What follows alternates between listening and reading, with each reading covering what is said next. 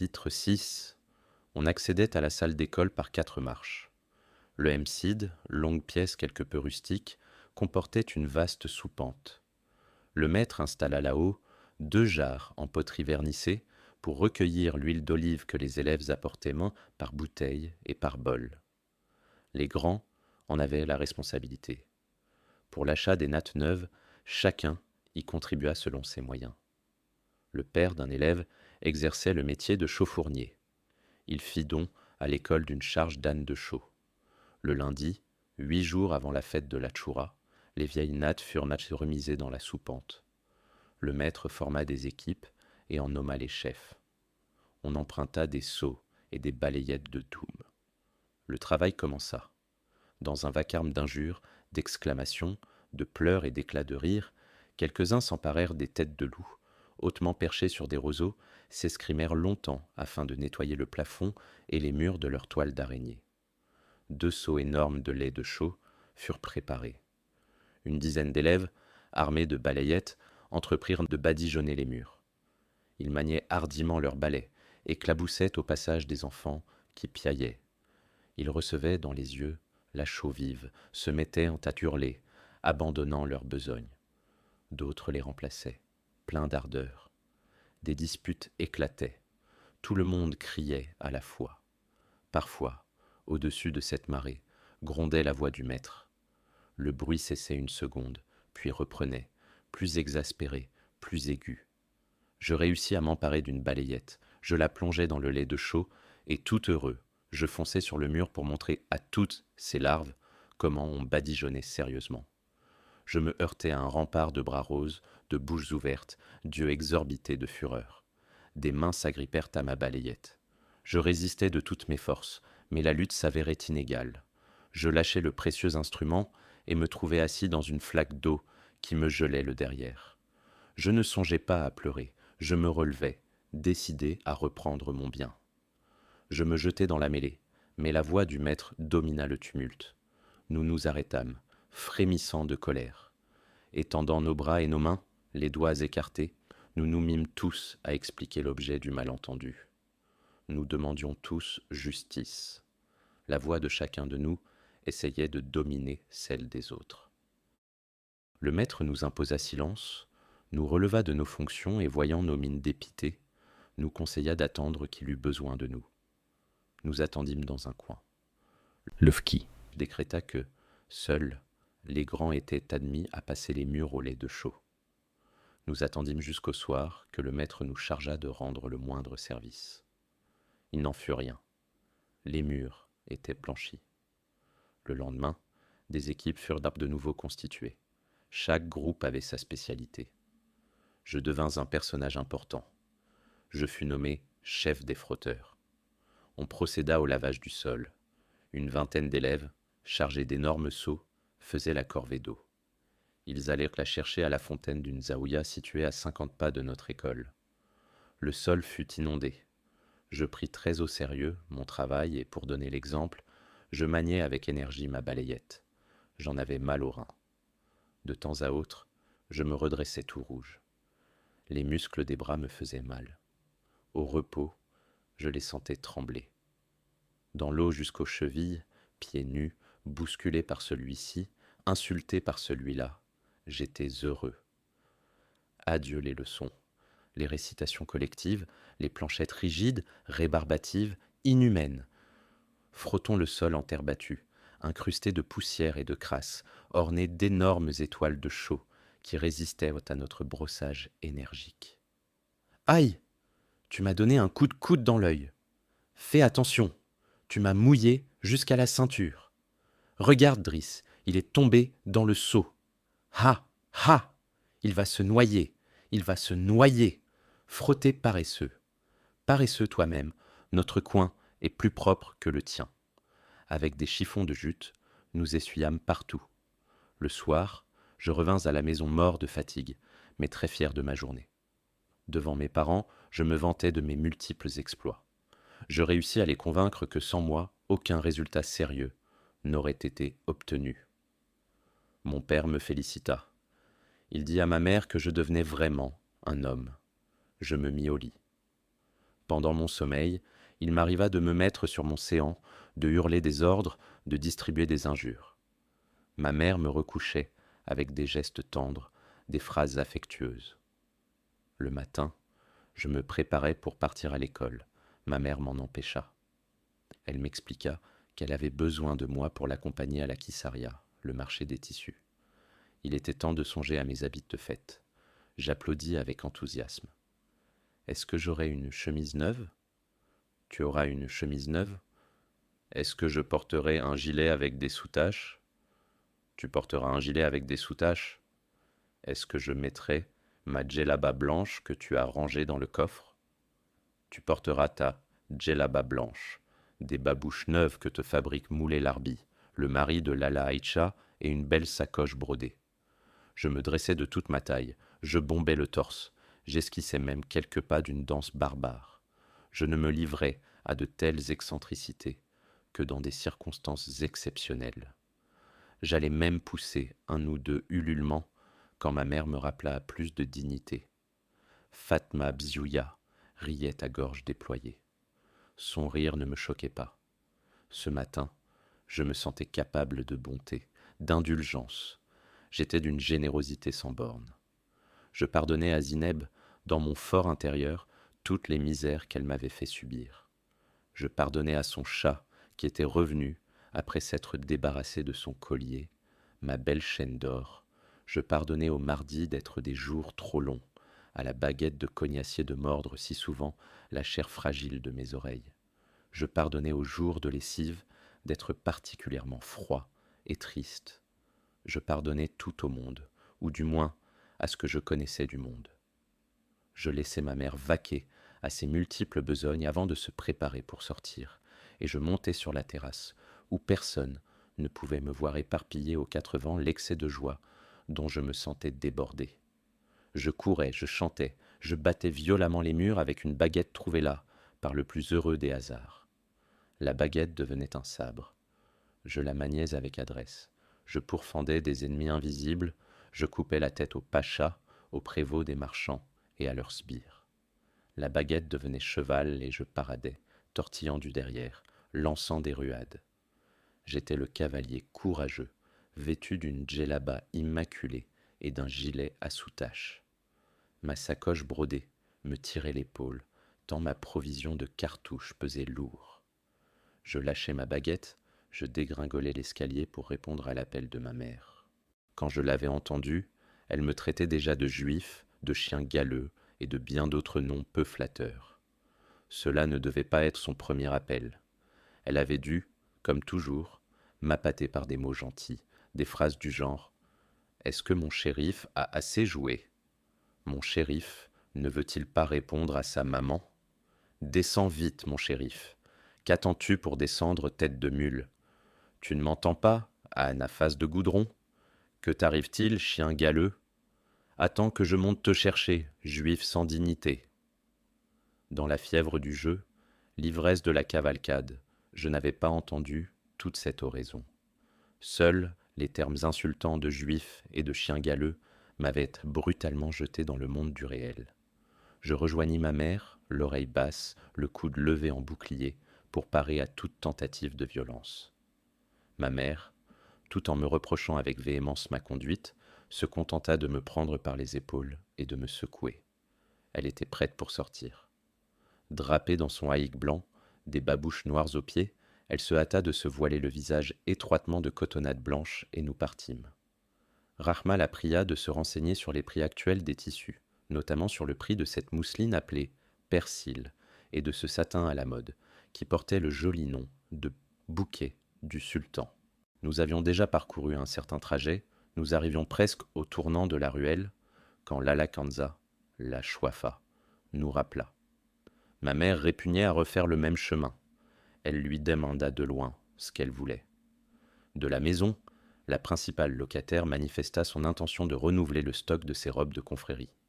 Il lui fallait un nombre important de coudées de satinette noire pour calmer l'humeur du grand génie bienfaisant, le roi Belle-la-Mère.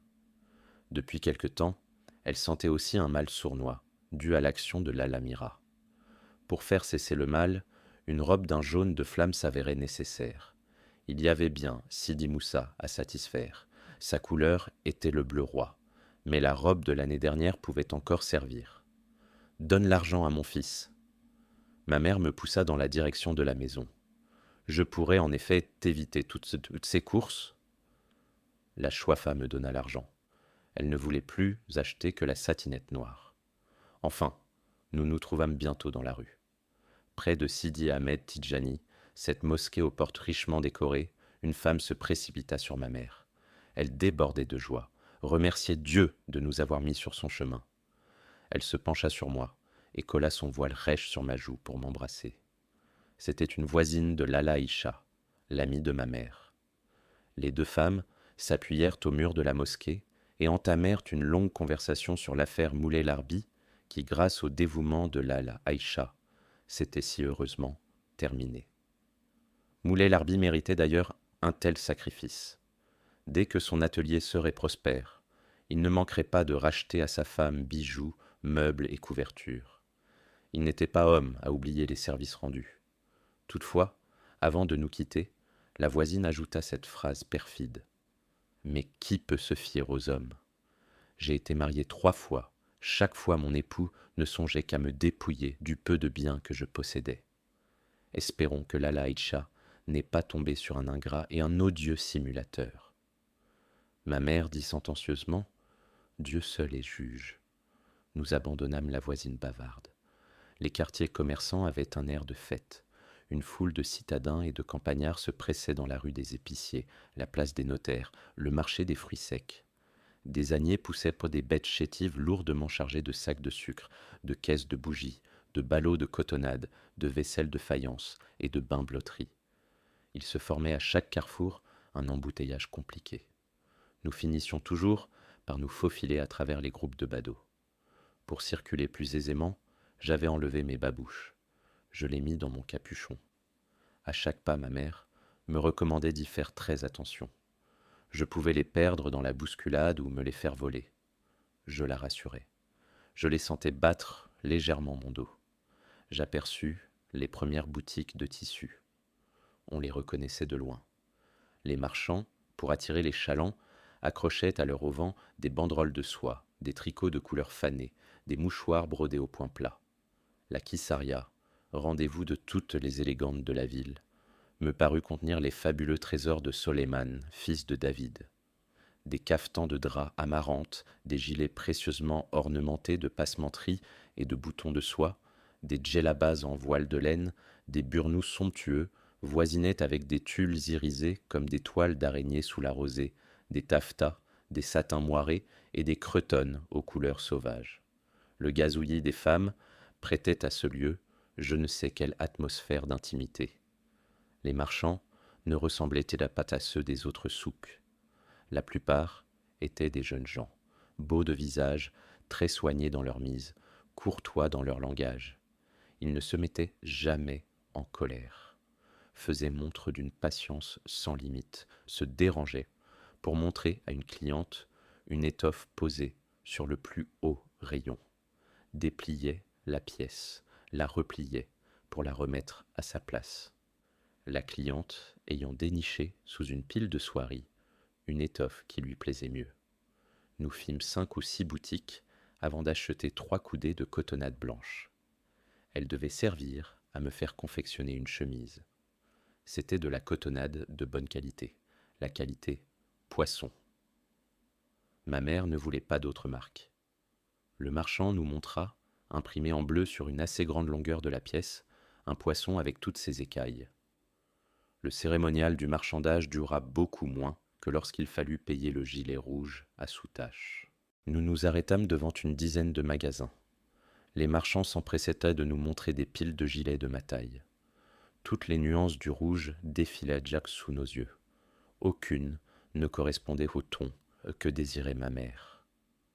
Finalement, elle fixa son choix sur un gilet cerise abondamment orné de serpentins et de fleurons en passementerie, légèrement plus foncé que le tissu.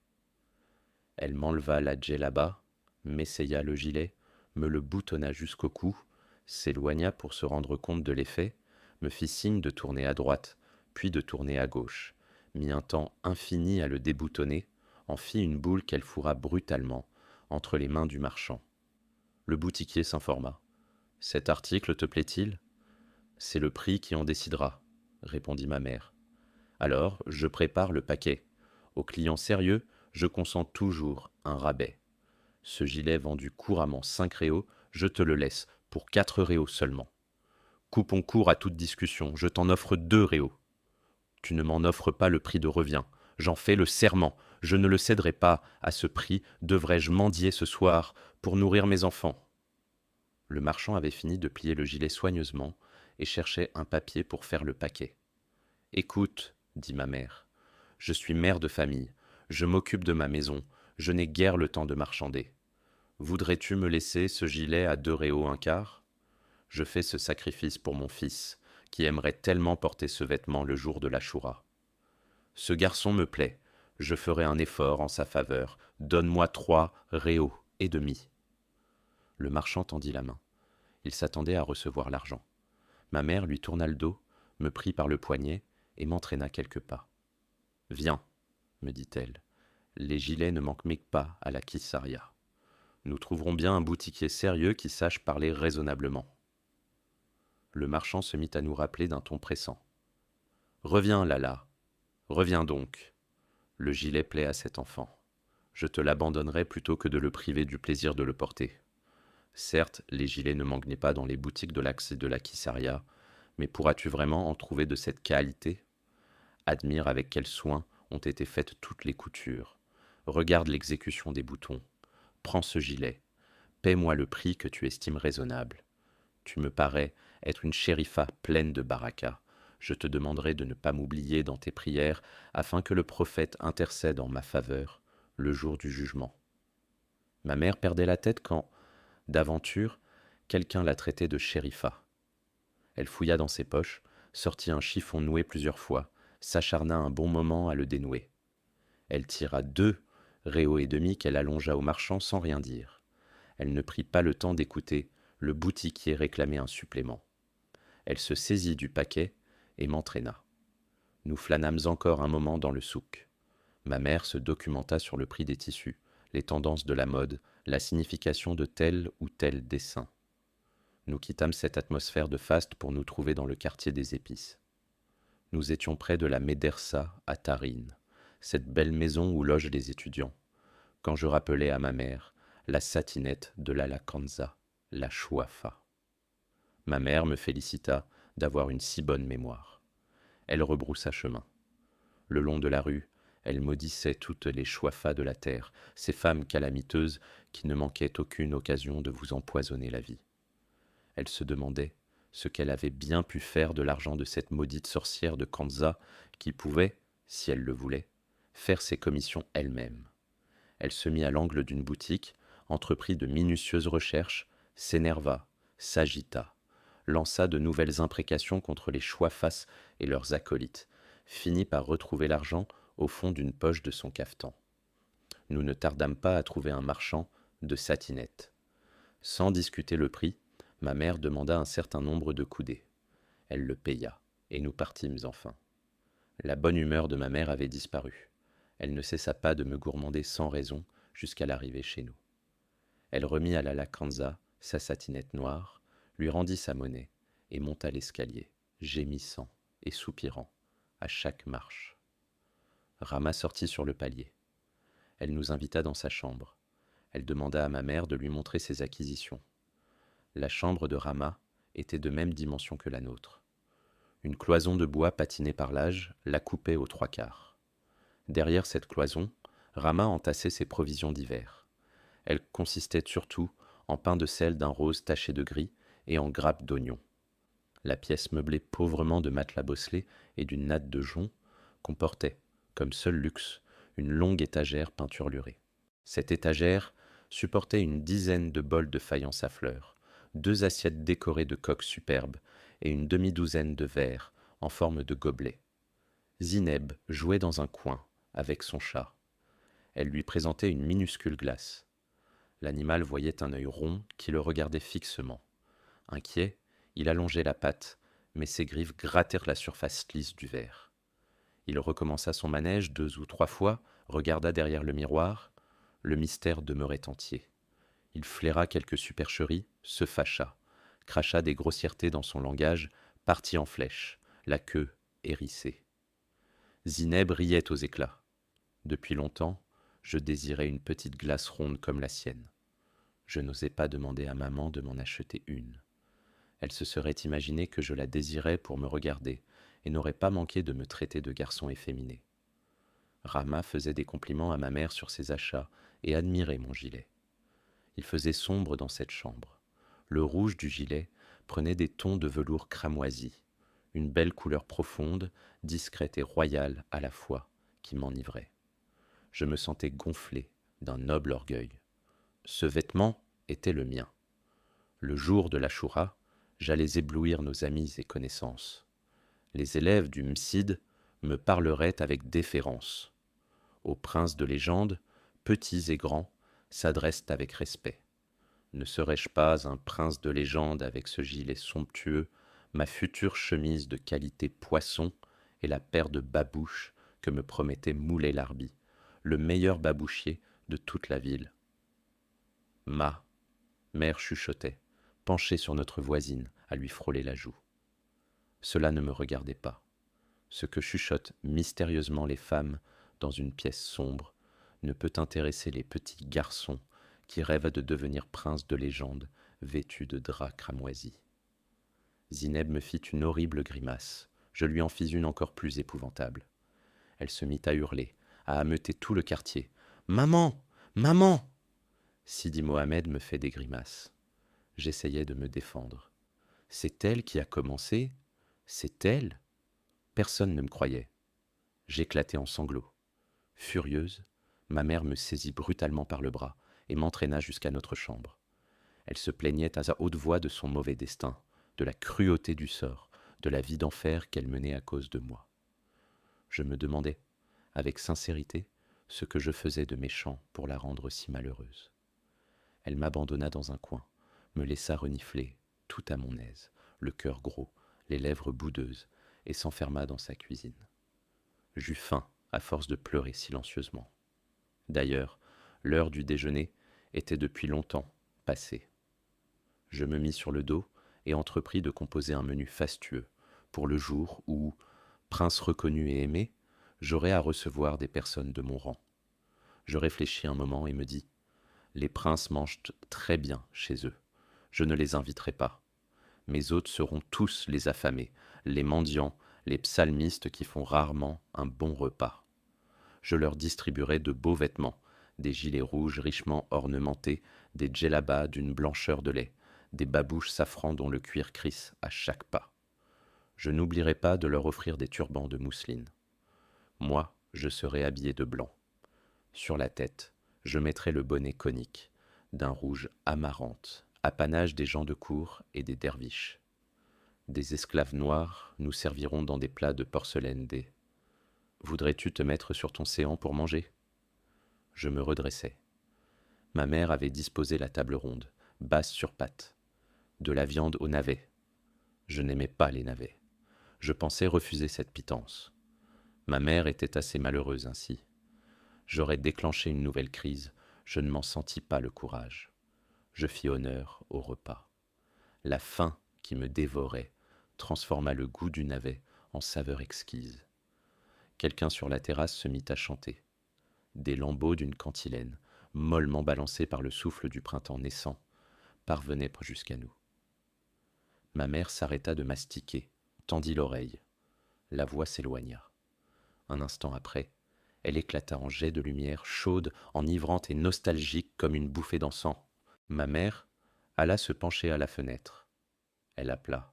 « Fatma Bzouya, sais-tu qui chante ainsi ? Lala Khadija, la femme de l'oncle Othman. Je ne comprends pas qu'elle manifeste tant de gaieté alors qu'elle a épousé un vieillard qui pourrait être son père. Elle n'est pas malheureuse. L'oncle Othman fait ses 4 volontés. Il la traite comme sa fille. Et elle, comment le traite-t-elle ? » Nos voisines partirent trop d'un grand rire. Moi, je sais comment elle le traite. La vieille Mbarka, l'ancienne esclave de l'oncle Othman, m'a raconté une histoire fort amusante. Elle est trop longue pour que je vous la répète, répartit Rama. Raconte-la, raconte-la, demandèrent toutes les femmes d'une seule voix. Rama se fit prier un moment, puis elle commença. Vous connaissez l'oncle Othman, un homme qui a vu des temps meilleurs. Ses parents lui laissèrent à leur mort une grosse fortune. Il eut une jeunesse dissipée et mangea capital et bénéfices. Il ne lui resta que la petite maison qui s'appuyait à la nôtre. Fidèle, Mbarka partagea la bonne et la mauvaise fortune. Si Othman s'était marié plusieurs fois, mais aucune de ses épouses successives n'avait su en faire vraiment la conquête. Lala Khadija, seule réussit à le dominer, à le faire manger dans le creux de sa main, comme un agneau. Il est vrai que Khadija, si elle n'a pas de fortune, possède au moins la jeunesse et le charme. Patientez, j'en arrive à mon histoire. J'allais me pencher à la fenêtre aux côtés de ma mère. Toutes les femmes avaient abandonné leur besogne et s'accoudaient aux grilles et balustrades de leur balcon. Lala Kanza sortit un vieux tapis de prière, s'installa pour écouter dans le patio. Rama, dont on ne voyait que le buste, reprit le fil de son histoire. Nous étions tous pressés de connaître la suite.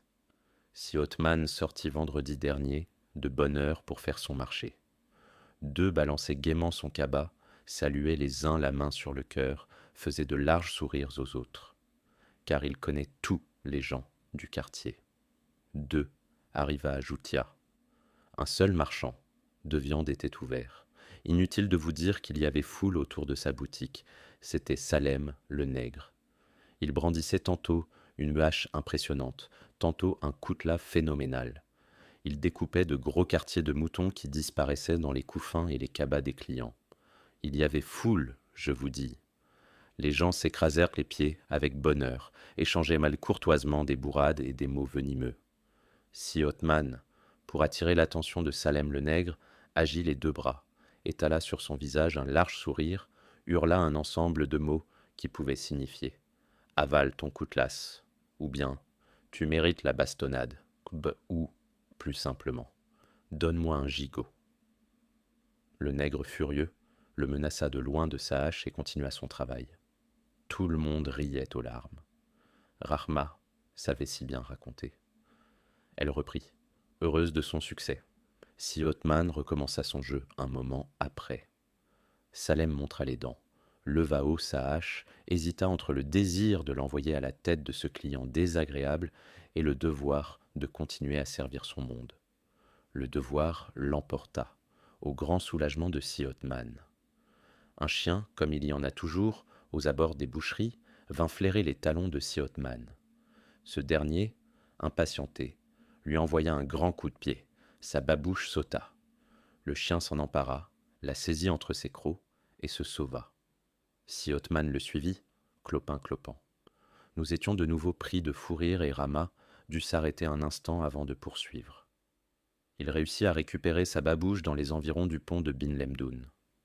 De retour à Joutia, il constata qu'il n'y avait plus personne devant la boucherie. Le nègre somnolait, la chéchia sur l'oreille, le chasse-mouche entre les doigts. Au crochet de la boutique pendaient de gros morceaux de mou pour les chats. Il s'aperçut aussi que tous les marchands de légumes dormaient au milieu de cageots vides ou derrière leurs étalages où jaunissaient 3 bottes de radis. Si Othman n'osait pas rentrer bredouille, Dieu seul sait comment Lala Khadija l'aurait reçu. Dans un fondouk, il découvrit un bien curieux spectacle. Des gens s'écrasèrent les pieds consciencieusement. Des aloses naissaient de ce remous, surnageant un moment au-dessus des têtes, et disparaissaient. Si Othman, plein de bonne volonté, attendit longtemps, espérant un miracle. Comme le miracle tardait, les démangeaisons de son nez devinrent intolérables. Il quitta le marché pour se rendre chez le marchand de tabac le plus proche. Il espérait s'envoyer une bonne prise dans les narines. Peut-être s'était-il un peu attardé chez le marchand de tabac. À son retour, plus de poissons et plus d'acheteurs. Les femmes hurlaient de joie. Moi, je trépignais d'enthousiasme. Je réclamais la suite. « Continue, continue !» disait ma mère. Rahma continua. Si Othman se mit en colère, Des personnes l'entendirent vociférer des injures. Il brandissait les poings et disait « Le maudit vieillard ! Avais-je besoin d'écouter le récit de son mariage à ce cocu ? Pourquoi m'a-t-il raconté la mort de sa sœur et qu'ai-je à faire avec les fiançailles de sa fille ?» Pour finir, si Othman rebroussa chemin. Chez le marchand de menthe du petit carrefour de la rue Saga, il tomba en arrêt devant une magnifique rose. Il pensa que s'il l'offrait à Lala Khadija, elle lui pardonnerait de ne rien rapporter de comestible. J'étais dans la rue quand il entra chez lui, fier de sa belle rose qui embaumait, et j'ai assisté de mes yeux au dénouement. Il entra, puis la porte se rouvrit presque immédiatement. La rose s'écrasa sous ses pieds, puis le turban de Siotman vint la rejoindre suivi d'un Siotman pâle et défait. Il ramassa son couvre-chef, prit la rose qu'il respira longuement, et me voyant là qui le dévisageait, il me gratifia d'un large sourire. Nous rions à nous tordre. Rahma termina ainsi. La rose, le turban et l'attitude de Siotman m'intriguèrent et j'ai demandé à Mbarka ce qui était arrivé. J'ai appris comment Lala Khadija traitait son vieux mari. Tout le monde fit des compliments à Rahma sur sa façon de peindre les événements les plus insignifiants. Ses propos avaient du sel. Le récit de Rahma m'obséda toute la soirée. La nuit, j'y rêvais encore.